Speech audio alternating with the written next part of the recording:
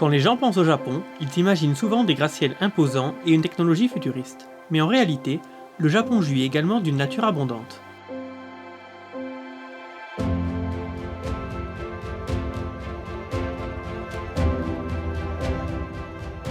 Environ 25 millions d'hectares du pays sont couverts de forêts plantées ou naturelles, soit une superficie équivalent environ aux 2/3 de la superficie totale du pays. C'est l'un des ratios de zones forestières les plus élevés au monde. Le Japon a non seulement développé son économie et créé des villes de classe mondiale, mais il utilise et entretient également de façon durable son vaste patrimoine forestier. Cependant, les forêts japonaises n'ont pas toujours été abondantes.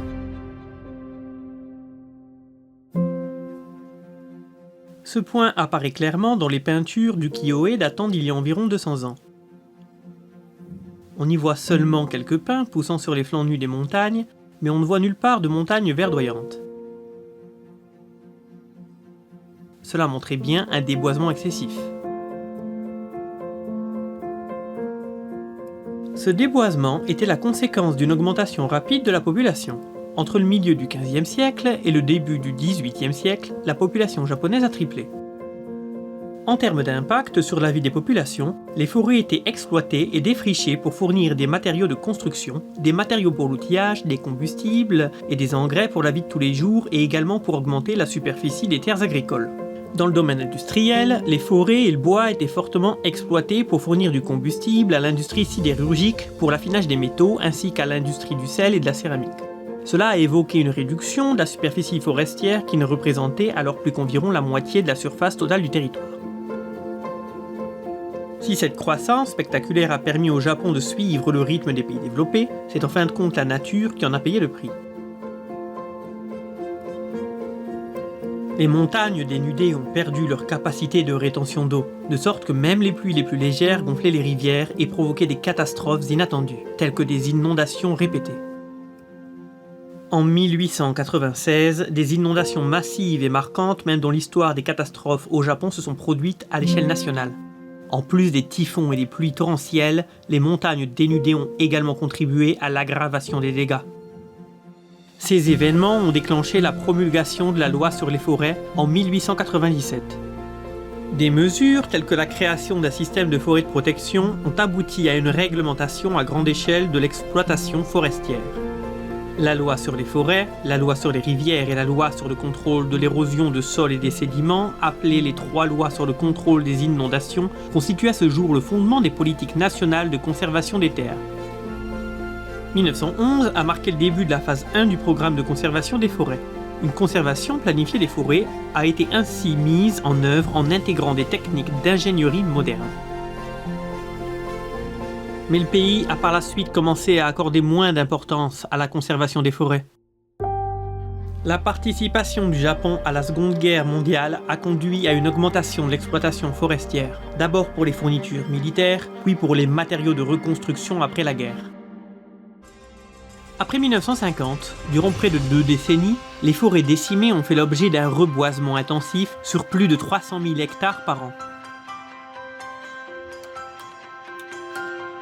Les ressources forestières estimées, appelées stocks de bois en forêt, ont triplé en un demi-siècle. La superficie des forêts plantées a ainsi été multipliée par près de 6. Aujourd'hui, les forêts japonaises, qui ont subi de nombreux changements, sont composées d'environ 40% de forêts plantées et de 60% de forêts naturelles. Alors qu'au niveau mondial, les forêts plantées représentent 7% du total des zones forestières, la proportion de forêts plantées au Japon dépasse 40%, ce qui est très élevé. C'est là une caractéristique majeure des forêts japonaises. Au Japon, les conifères sont principalement privilégiés pour les forêts plantées, car ils fournissent de longues pièces de bois droites utilisées en construction.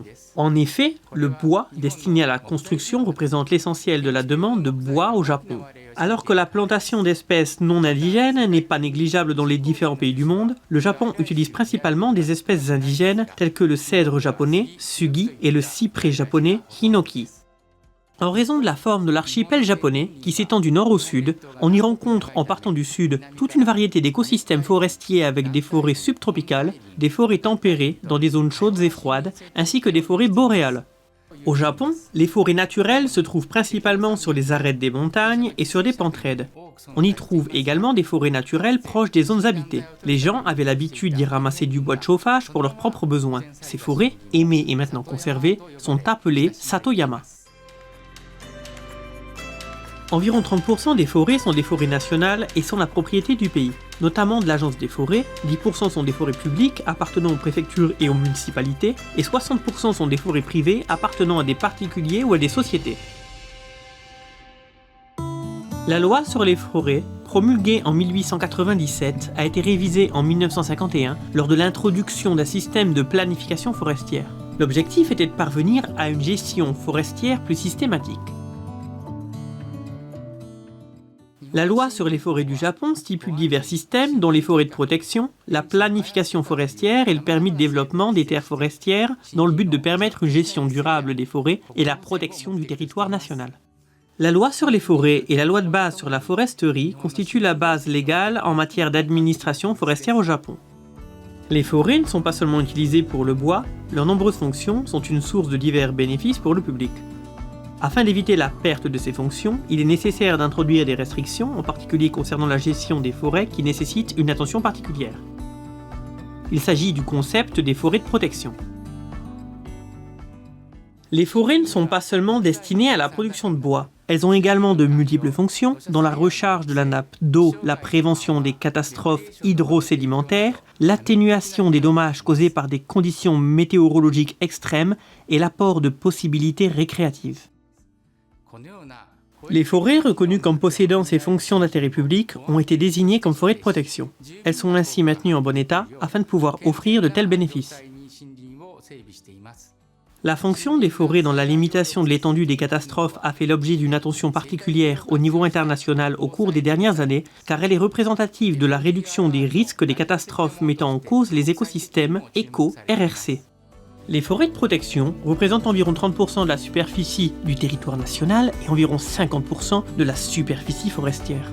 Les activités telles que les opérations d'exploitation forestière et les modifications de la forme et de la nature des terrains sont réglementées dans les forêts de protection afin de garantir leur bon fonctionnement conformément à leurs objectifs respectifs et permettant ainsi un équilibre entre développement et conservation. Mais ce n'est pas là la seule chose importante. Comme les forêts ont besoin de beaucoup de temps pour se développer, elles nécessitent non seulement une réflexion sur l'avenir immédiat, mais aussi une perspective sur le long terme. Le Japon a mis en place un système de planification et de gestion forestière destiné à promouvoir la gestion durable des forêts. Ce système permet de formuler les plans à chacune des étapes. Le ministre de l'Agriculture, des Forêts et de la Pêche formule le plan forestier national. Les gouverneurs des préfectures élaborent les plans forestiers régionaux et les municipalités s'occupent des plans locaux d'amélioration des forêts. Les propriétaires forestiers et les personnes à qui est confiée la gestion forestière s'adaptent pour élaborer leur plan de gestion forestière. Au Japon, la totalité des forêts est soumise à un plan de gestion. Quel que soit le pays, porter le pourcentage de forêts bénéficiant d'un plan de gestion à un niveau proche de 100% est la clé pour promouvoir une gestion durable des forêts. Le développement des forêts exige de prendre en compte les conditions naturelles de la région, telles que le climat, la topographie et les sols, et d'avoir une perspective de gestion. Les arbres sont sélectionnés et plantés en fonction de ces conditions. Je pense que relativement peu de pays sont engagés dans la reproduction de semis destinés à la plantation. Au Japon, nous portons une attention particulière à la sélection des semis depuis plus de 50 ans. Il est vital de cultiver de meilleurs semis qui se développent rapidement et qui ont des qualités supérieures comme une résistance élevée aux parasites, aux maladies et aux dommages météorologiques. À l'échelle mondiale, nous perdons des forêts depuis des décennies. La conservation des forêts existantes, en particulier celle des forêts tropicales, est aujourd'hui désignée dans les discussions concernant le changement climatique comme étant REDD+, mesure visant à réduire les émissions de CO2 par la conservation des forêts dans les pays en développement. Et son importance est clairement énoncée dans l'accord de Paris. C'est un problème qui ne peut pas attendre. Parallèlement à cela, comme proclamé par l'Organisation des Nations Unies que la période 2021-2030 est la décennie de restauration des écosystèmes, il nous faut par conséquent restaurer les écosystèmes forestiers qui ont subi une dégradation significative. La plantation d'arbres deviendra donc une question extrêmement importante. La gestion durable des forêts est pratiquée dans tout le Japon. De nombreuses régions forestières connaissent leurs caractéristiques arboricoles et régionales, possédant des techniques sylvicoles avancées et produisent du bois de haute qualité. Il est vital d'utiliser les forêts de façon durable, tout en conservant leur fonction d'utilité publique, et ce dans un cadre qui n'impose aucune charge excessive à la nature.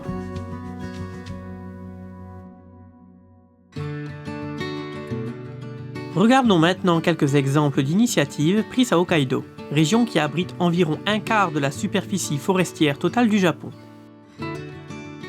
La ville d'Erimo est située dans le sud-est d'Hokkaido. Cette ville de pêche et de tourisme s'est bâtie sur le cap d'Erimo, là où les montagnes de Hidaka se jettent dans l'océan Pacifique. L'industrie dynamique de la pêche d'aujourd'hui y doit son existence à un programme de conservation des forêts engagé dans une écologisation à grande échelle. La ville d'Erimo est un lieu où il y a des vents très violents. Dans de telles conditions, une fois les forêts disparues, elles ne se restaurent pas facilement.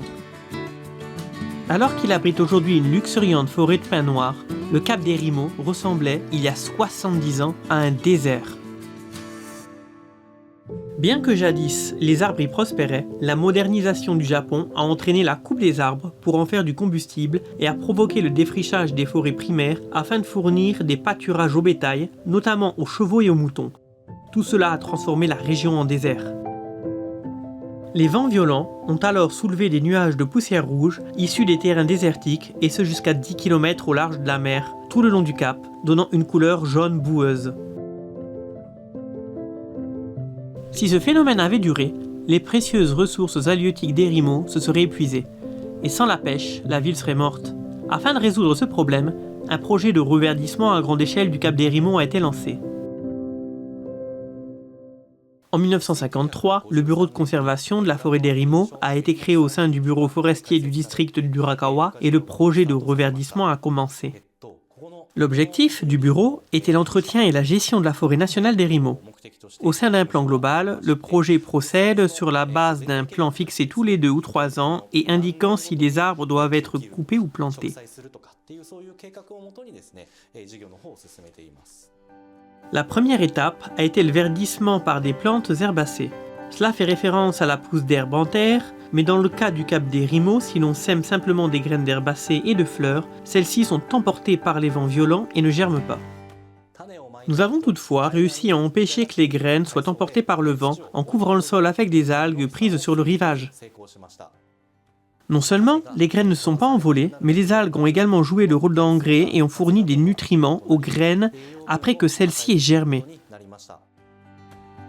Le verdissement par des plantes herbacées a été suivi d'un verdissement par des plantes ligneuses, c'est-à-dire en faisant pousser des arbres. Mais les semi-plantés avaient du mal à pousser. Après plusieurs essais, nous n'avons pas réussi à obtenir les résultats escomptés, mais l'expérience nous a montré que le pin noir était l'espèce la mieux adaptée à ce lieu.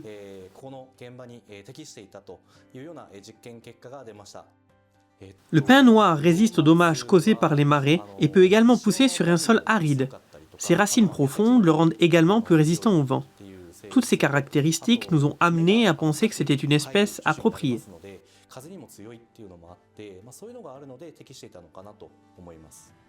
Aujourd'hui, 50 ans plus tard, les pinèdes de pin noir se développent rapidement et protègent la ville d'Erimo des vents forts. L'environnement marin s'est amélioré et les poissons migrateurs sont revenus.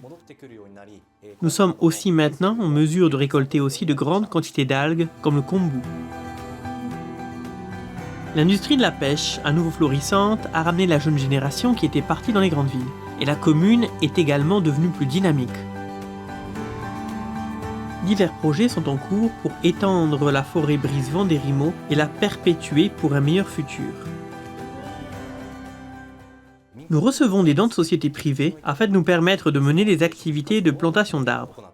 Je pense que le fait que l'écosystème s'est rétabli a montré le caractère remarquable de ce projet de reverdissement. À l'avenir, la question ne se limitera pas seulement à faire pousser des pins noirs, mais également de planter d'autres arbres comme le chêne kashiwa, l'espèce indigène originelle de la région, et de ramener la végétation à son niveau d'antan. C'est en s'appliquant à une tâche avec assiduité que l'on obtient des résultats. J'espère que des projets similaires pourront être mis en œuvre en tirant profit de notre expérience.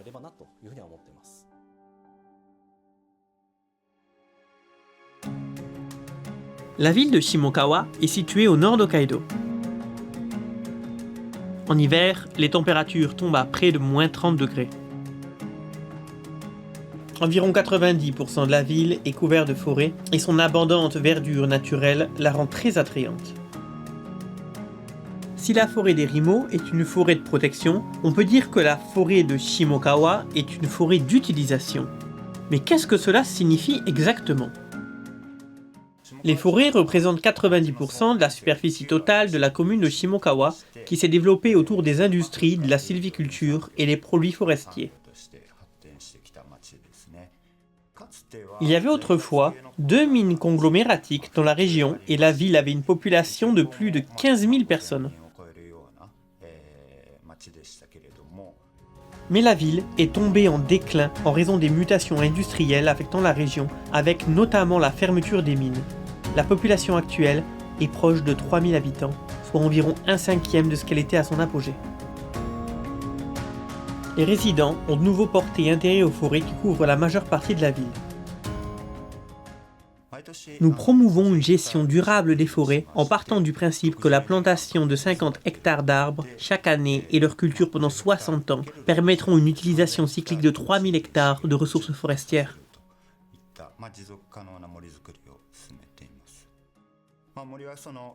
Une fois les forêts exploitées, si nous veillons rigoureusement à la plantation d'arbres, ceux-ci pousseront, mais ils auront bien sûr besoin qu'on prenne soin d'eux. Répéter ce cycle créera des actifs pour la prochaine génération et j'espère que nous y parviendrons.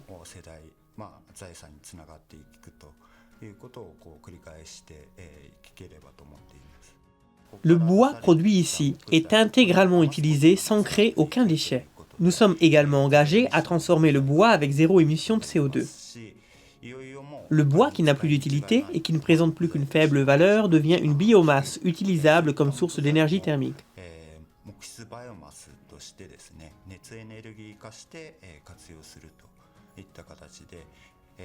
Nous nous efforçons ainsi de développer une industrie forestière dans laquelle tout est intégré.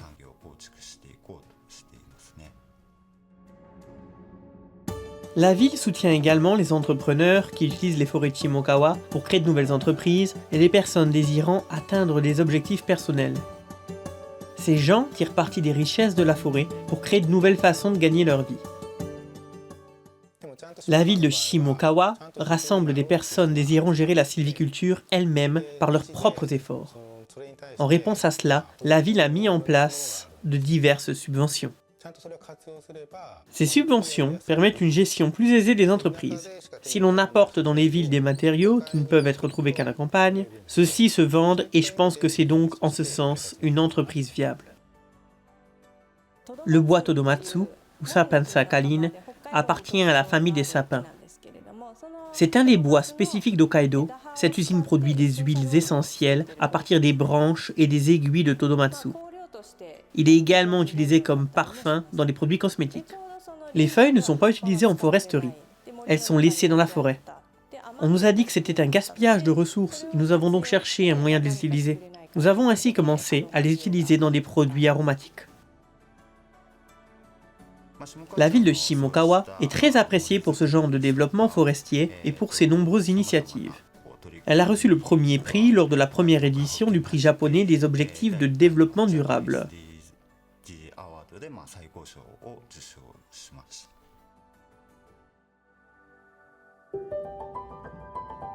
La ville d'Asahikawa est située dans le centre d'Hokkaido.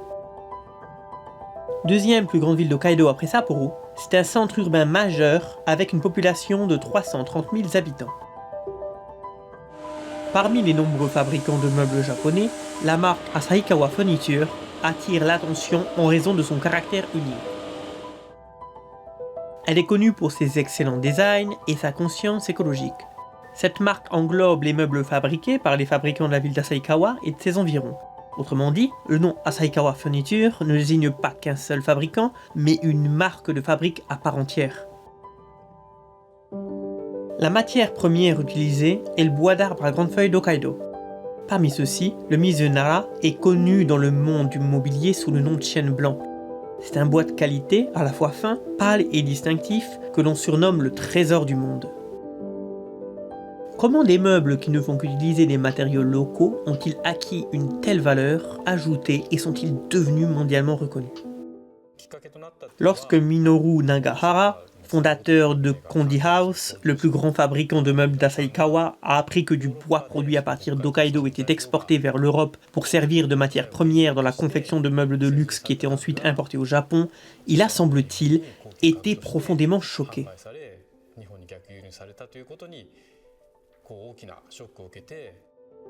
Le fait de transformer du bois local domestique à l'étranger, puis de le voir racheté à un prix élevé au Japon, a suscité en lui un sentiment de malaise. Monsieur Nagahara est alors passé à l'action afin de se défaire de cette regrettable sensation. À l'époque, l'artisanat de Asahikawa était à un moment charnière de son histoire avec le passage d'un artisanat ordinaire à un artisanat basé sur le design. Le concours de design IFDA s'est tenu à Asahikawa et a rassemblé des designers de renommée mondiale. Cela a conduit au développement de produits connus sous le nom de Asahikawa Furniture. Une fois le mouvement lancé, celui-ci a commencé à transformer Asahikawa en une région de savoir-faire basée sur le design. Malheureusement, au fil des ans, de nombreux ébénistes ont abandonné le métier ou ont fait faillite. Il reste toutefois encore de nombreux artisans dans la région d'Asahikawa. Et sous la pression des concurrents, la région s'est orientée vers une production nouvelle, basée sur le design. Le projet Kokonoki no Kage Hokkaido a démarré en 2012. Le nombre de consommateurs privilégiant le bois de Hokkaido s'est accru et les municipalités qui passent des commandes sont très sensibles aux produits locaux. Nous plantons des arbres nous-mêmes. Les employés des fabricants de meubles et leurs familles plantent environ 3000 arbres par an. Le bois de ces arbres ne sera pas utilisable avant 100 ou 200 ans, mais les arbres fournissant nos moyens de subsistance, nous voulons nous-mêmes continuer à créer des forêts saines par reconnaissance envers celles-ci. Nous nous engageons à utiliser les arbres d'Hokkaido et à fabriquer des meubles de grande qualité qui font appel à l'expertise d'Hokkaido.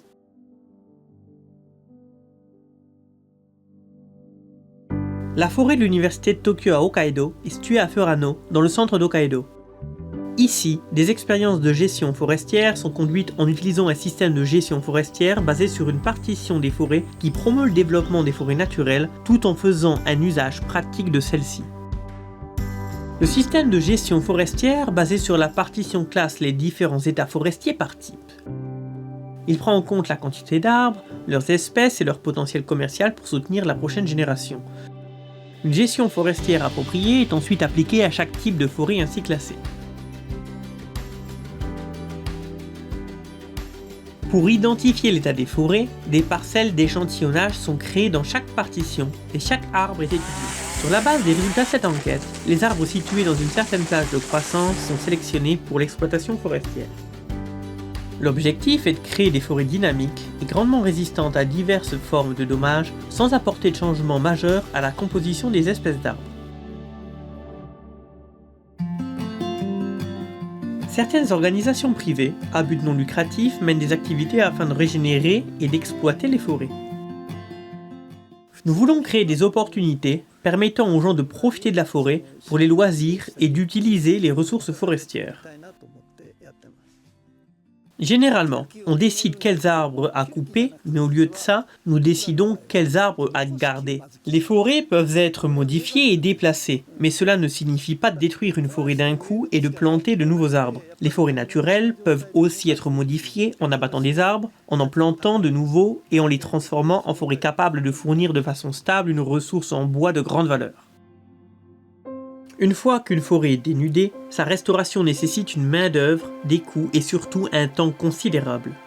Il y a un siècle, les forêts japonaises ont été décimées par une utilisation excessive résultant de l'augmentation de la population et des changements de la structure industrielle, mais les forêts ont pu être restaurées grâce à des initiatives et à des efforts continués constants. Des efforts pour la formation de personnes qualifiées sont également déployés à travers la création d'universités spécialisées dans le secteur forestier, dans le but de mobiliser les ressources humaines nécessaires pour soutenir la sylviculture et assurer son avenir. Le plus gros problème auquel fait face le secteur forestier est la pénurie de main-d'œuvre. Nous devons donc former des personnes qui pourront travailler dans la sylviculture et l'industrie du bois.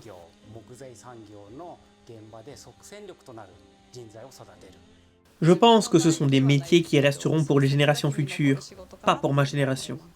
L'un des charmes des métiers du secteur forestier est que l'on peut ressentir toute la chaleur du bois. Nous faisons des choses que la plupart des gens ne savent pas faire. C'est la partie chouette de notre travail. Tant que les forêts recevront des soins appropriés, elles pourront sans aucun doute se régénérer. Lorsqu'elles sont utilisées de manière durable, elles remplissent de multiples fonctions et ont un impact économique positif sur les régions. Une gestion durable des forêts exige une bonne gouvernance forestière. Elle exige également la mise en place d'un système juridique équitable avec une mise en œuvre effective ainsi que la participation, la compréhension et la coopération des diverses parties prenantes. Planter des arbres, en prendre soin, entretenir les forêts, couper des arbres, en planter à nouveau. Il est crucial que les hommes continuent de protéger ce cycle qui représente le meilleur usage que l'on peut faire des forêts.